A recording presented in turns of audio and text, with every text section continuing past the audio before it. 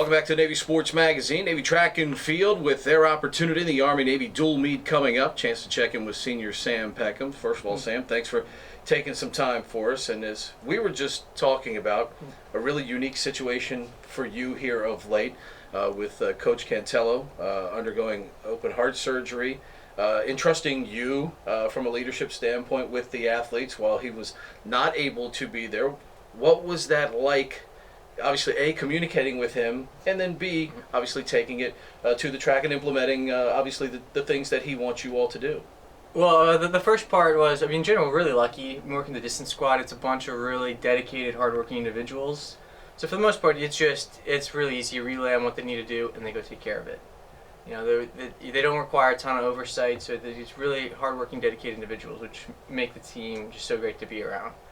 To deal with Coach, though, I've been calling him almost every single day the past month and a half, and he's not there physically, but he's there in spirit. And he's always calling us, trying to figure out what we're doing, how the morale is, what everybody wants to do that weekend. It's definitely been a little more difficult, like not having him there, but he's made it work, and he's worked very hard. And I don't think he's gonna miss a beat when he comes back. No, I agree with that. Is it odd?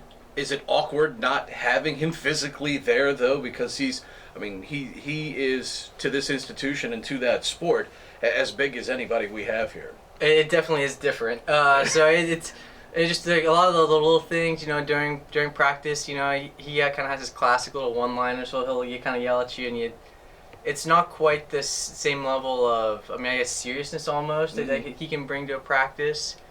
But, it'll be nice to have him back. That's for sure. Yeah, no doubt about that. For you guys in the long distance group, it's such a unique challenge. Physically, it's very demanding. Mentally, might even be more demanding. But for guys like you and Schrader and other guys, how do you all balance that physical and mental challenge that comes along with it? That's definitely a good question. So part of it is. We just happen to pull fantastic guys. So in general, you got a bunch of very intelligent, very hardworking guys, and that's kind of the backbone. If you've got the drive and the talent and the desire to do it, we can make it work. So you got to be efficient with your time. You got to be efficient with your energy, and in the end, I think we do a good job with that. Obviously, having the quality that you all have, how much does that help all of you in terms of pushing yourselves to be your optimum best, obviously, for a meet coming up this weekend? That's so true. You get the group effect where, you kind of all, and I think Steve's the perfect example of this. For me showing up as a freshman, I had no idea what I was getting into. And Steve came in, he had the goals and the dreams, to be like an elite runner. And one of those, it's kind of like rubbed off on the whole team. We've got the past 2 cross-country seasons, we've had teams that have aspired to go to nationals, and I think he's a big part of that, kind of setting the standards. And that's just one of those. You have kind of one guy who's the kind of the catalyst, and it kind of brings everybody else up with him. Challenges competing indoors as opposed to outdoors, where outdoors conditions can change almost at any moment during the course of a race, as I'm sure you've seen at some point, as opposed to indoor, where it's mainly anywhere between 68, 72 degrees, and the surface is pretty much the same throughout. What are the different challenges between indoor and outdoor? Indoor always feels faster. Time-wise, really, indoor actually ends up being a little bit slow, but it's just the events are shorter and it's quicker.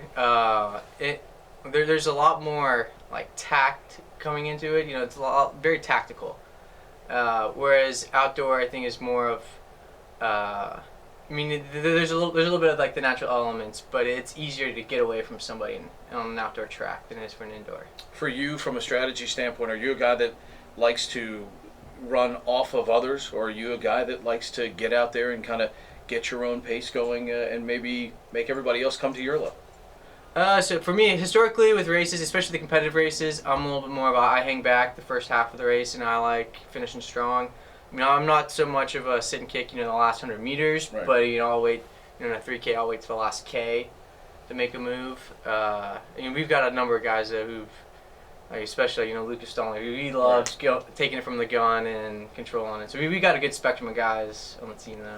When you're training up to an event, and obviously in this case you're trying to beat your best for this weekend, but what is a week of preparation and training like to try and make sure you're maximizing coming up this weekend? So so when we're looking at like our peak season, typically we bring our volume down. So we go from running anywhere between like 80 to 90 miles a week. We're bringing down maybe to 60 to 70, cutting short on doubles. So that's kind of like the actual running part. For workouts, we'll normally do shorter, quicker workouts. And then other aspects we really focus on sleep. Getting to bed early. Right. Maximizing all that. Getting homework done early too. It's another big one because you don't want to be worrying Friday night like having to do homework. So just kind of you got to front load your week a little bit. In general, just kind of get a place where you're relaxed and you're focused coming in on Saturday. I was going to say, this is not an optimum place for an athlete for rest and recovery. Not at all. How have you, over the 4 years, and perhaps it's even observing others who you've been on the team with, but how do you try to do what's best for you? Because what may be good for another athlete may not necessarily be best for you in trying to get rest and recovery and to be able to be at your best. That's definitely true. So, in the end, again, everybody's got to find their own thing, their own system that works for them.